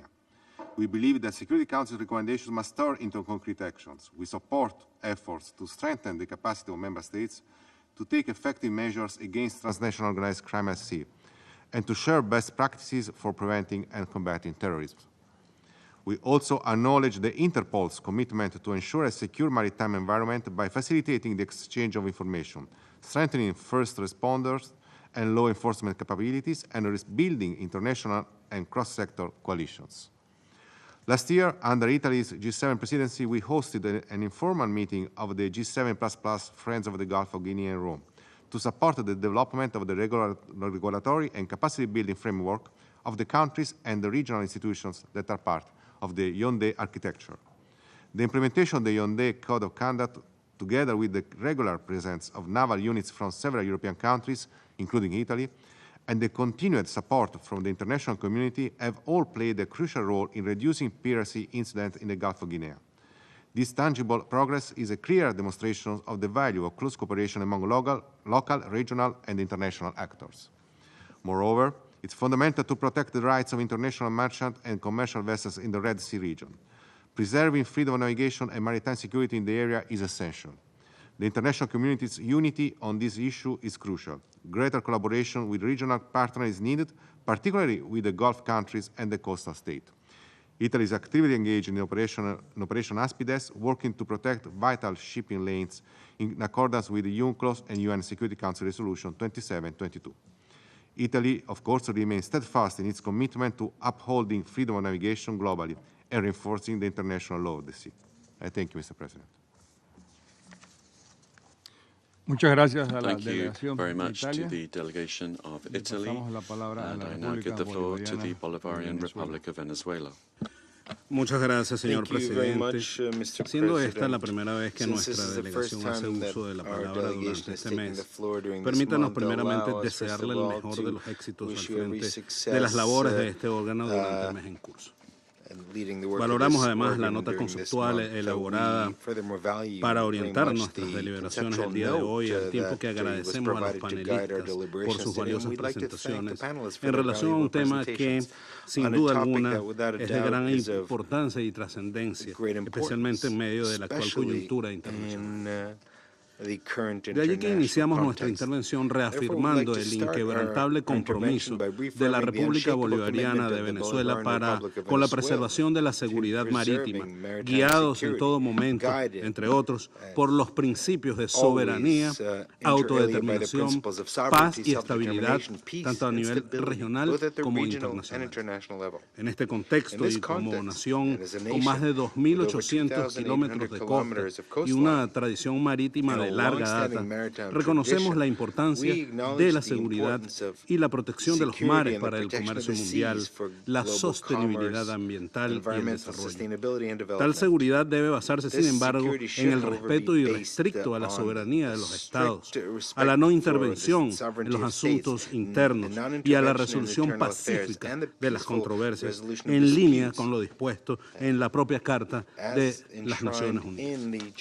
Señor Presidente, como es sabido, nuestro país no es signatario de la Convención de las Naciones Unidas sobre el Derecho del Mar, CONVEMAR, toda vez que las razones que a lo largo de los años le han impedido acceder a dicho instrumento jurídico aún se mantienen en el tiempo. No obstante, estamos comprometidos con los principios del derecho internacional marítimo consuetudinario que respetan la soberanía nacional, el uso equitativo de los recursos marinos y la libertad de navegación. Estamos, además, a la vanguardia en el cumplimiento de los estándares internacionales en lo concerniente a la seguridad marítima, incluyendo en lo relativo a los estándares de operatividad de faros y sistemas de navegación en nuestro mar territorial. Por otra parte, apoyamos la cooperación internacional genuina para combatir las amenazas transnacionales como la piratería, el tráfico de drogas, de armas y de personas, la pesca ilegal y los delitos ambientales, entre otros flagelos que usualmente tienen su epicentro en alta mar. Subrayamos, sin embargo, que esta cooperación nunca debe servir de pretexto para una pretendida dominación, mucho menos para la amenaza del uso de la fuerza o la intervención. En este orden, aprovechamos también esta oportunidad para rechazar enérgicamente la doctrina Monroe, que sigue proyectando una oscura y peligrosa sombra sobre nuestro hemisferio. Bajo este anacrónico marco colonial, sucesivos gobiernos estadounidenses, incluyendo la actual administración, han intentado imponer su voluntad sobre las naciones libres e independientes de nuestra región.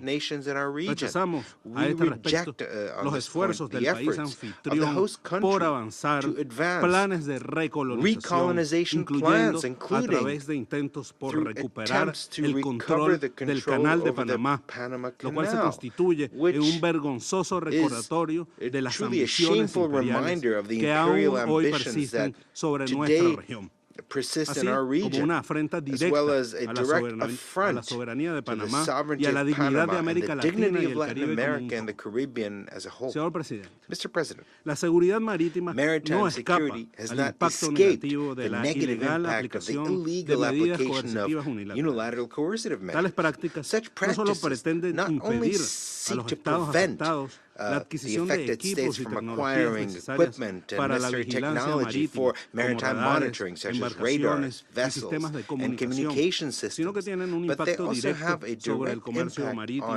afectando tanto la importación y exportación de bienes esenciales como la propia libertad de navegación y comercio.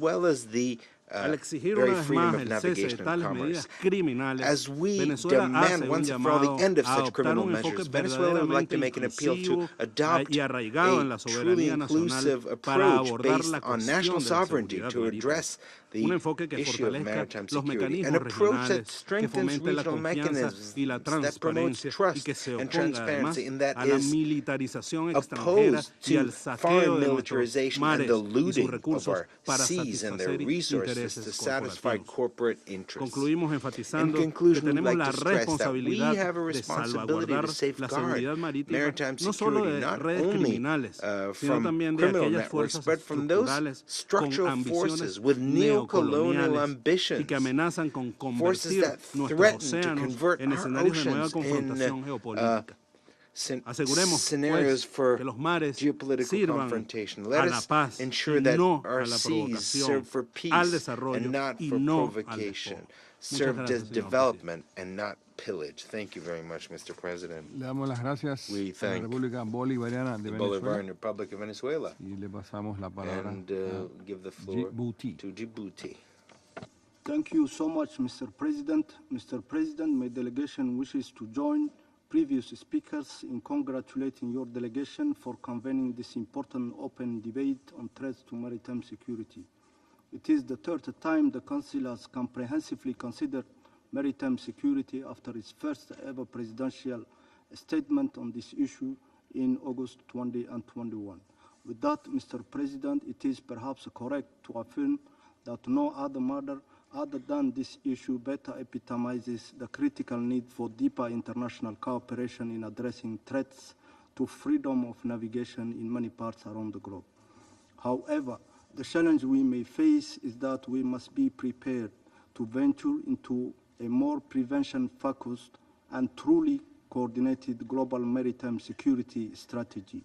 Indeed, traditional fragmented multilateral strategies for maritime security must be reshaped to be more effective. Existing tools suffer from serious lack of coordination, flexible actions, clear guiding principles, and financing needed to be effective. In practice, this amounts to reinventing the wheel. Each time maritime security is breached and disrupted, particularly in the busiest shipping lanes, including in the Red Sea, following recent Houthi attacks. Perhaps one of the most vital tasks the UN can perform will be to systematize its knowledge and experience into proven and well-conceived action plans for member states' consideration. Without continuous coordination, communication, and focus, there is the possibility of losing efficiency and effectiveness in addressing these threats, which could seriously undermine our collective action as well as the UN's credibility before the international community. Mr. President, we must recognize that critical infrastructure protection requires systematic and long-term solutions. In addition to that, international maritime law must be comprehensively implemented to address new and emerging threats. UNCLOS and other legal frameworks can ensure that maritime security remains robust and relevant in the face of these challenges. At the same time, we must also be cognizant that these challenges are not only security-related, but are deeply intertwined with economic, social, and environmental issues. Mr. President, we all agree that efforts to enhance regional maritime security remain critical in addressing the complexities of regional dynamics. Regional maritime conventions and codes of conduct, such as the Djibouti Code of Conduct and its Jeddah Amendment, must be strengthened. These frameworks can be developed as a legal foundation for more structured and effective coordination to address regional security concerns. Mr. President, my country, Djibouti, is home to some major international and regional port infrastructure and is a key logistics center, supporting both international trade and maritime security operations in the Red Sea, the Gulf of Aden, and the Western Indian Ocean. Djibouti has also established strong partnerships with various countries and international organizations. These partnerships have profoundly contributed to enhancing our port security plans and advancing the professional skills of many Djiboutians who work in this vital economic sector across national, regional, and international levels. However, building a self-reliant maritime security sector in Djibouti requires more than that. It demands strengthened naval capabilities, sustained training programs, and technology transfer. We thank all our partners for their invaluable cooperation and continued support. I wish to reaffirm here my country's unswerving commitment to international peace and security. In closing, Mr. President, addressing threats to maritime security will entail a holistic approach built upon previous experience, continuous improvement, and strategies and allocation of adequate resources. In doing so, under the auspices of the UN, member states will give higher priority to collective action and work harder to strengthen international cooperation. That surely was needed to secure our seas and oceans. Thank you. Le damos las gracias I thank Djibouti. Y le pasamos la palabra And now I give Yemen. the floor to Yemen.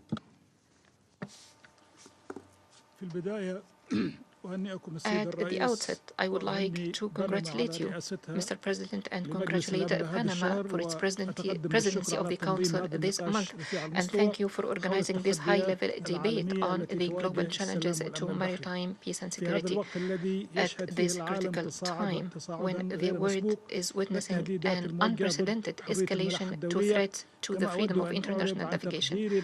I would also like to express our appreciation to the briefers for enriching this discussion. Mr. President, the Republic of Yemen attaches utmost importance to promoting maritime peace and security.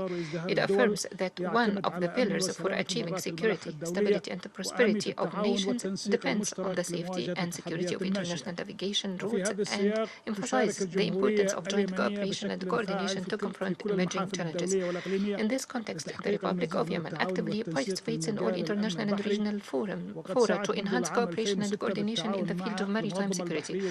Since 2006, in cooperation with the IMO, Yemen has sought to establish a regional cooperation mechanism among countries in the region to combat piracy and armed robbery against ships. This effort led to the signing of the Djibouti Code of Conduct in 2009. The Jeddah Amendment to the Code played a significant role in expanding its mandate to include, inter alia, illegal fishing, smuggling, human and drug trafficking, and the conservation of the marine environment. Since its establishment, the Regional Maritime Information Sharing Center has played a prominent role in monitoring maritime movement, documenting incidents, collecting and analyzing information, and communicating with focal points in member states. Mr. President, recently, the terrorist attacks by the Houthi militias in the Red Sea and Bab el-Mandeb Strait have demonstrated the strategic importance of this waterway to the global economy and the impact of disruption in this strait on international trade, global economic stability, and the marine environment.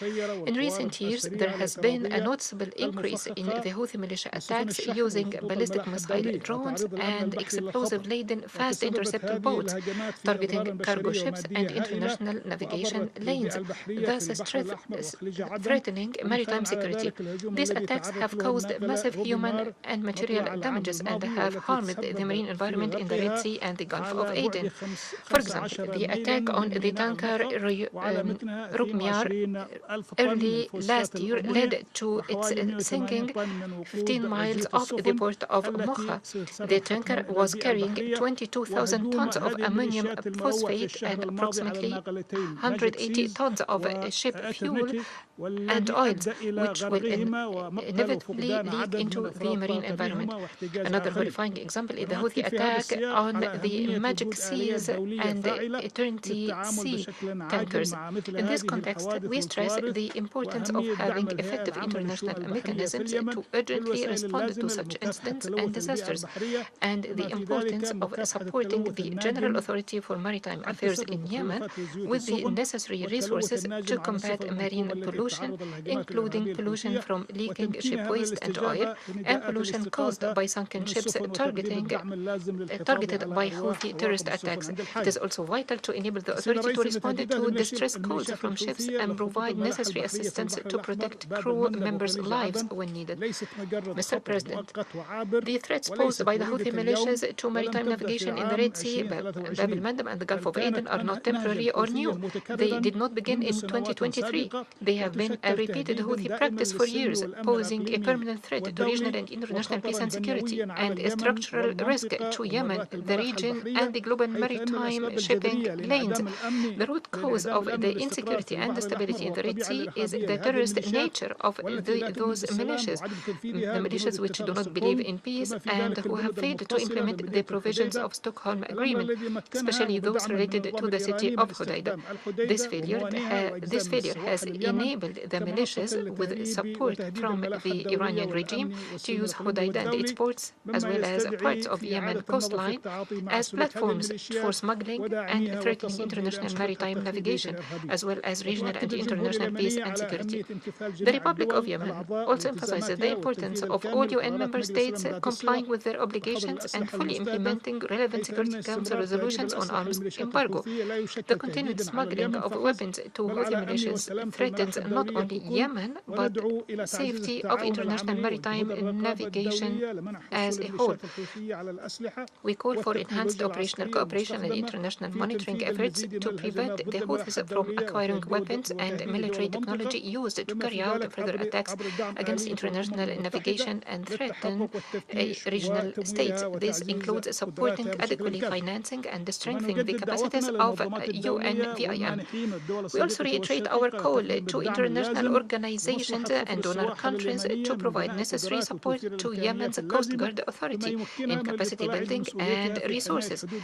This support will enable the authority to fulfill its responsibilities in protecting Yemen's maritime borders and playing its role in enhancing security and stability in one of the world's most important waterways.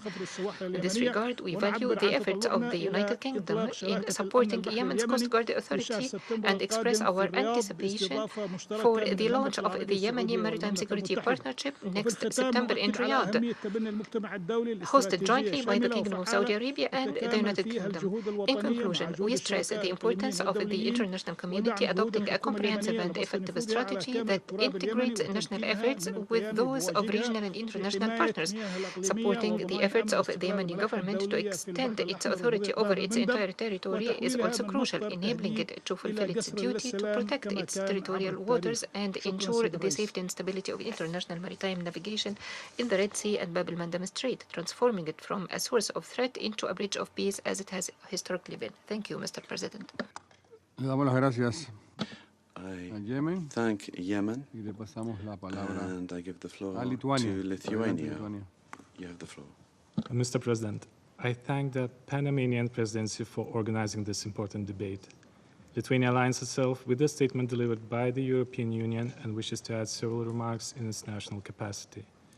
Maritime security is closely linked to global stability, supply chain resilience, and the international law-based order, which today faces serious challenges, not least due to Russia's ongoing war against Ukraine, with wide-ranging consequences far beyond battlefield.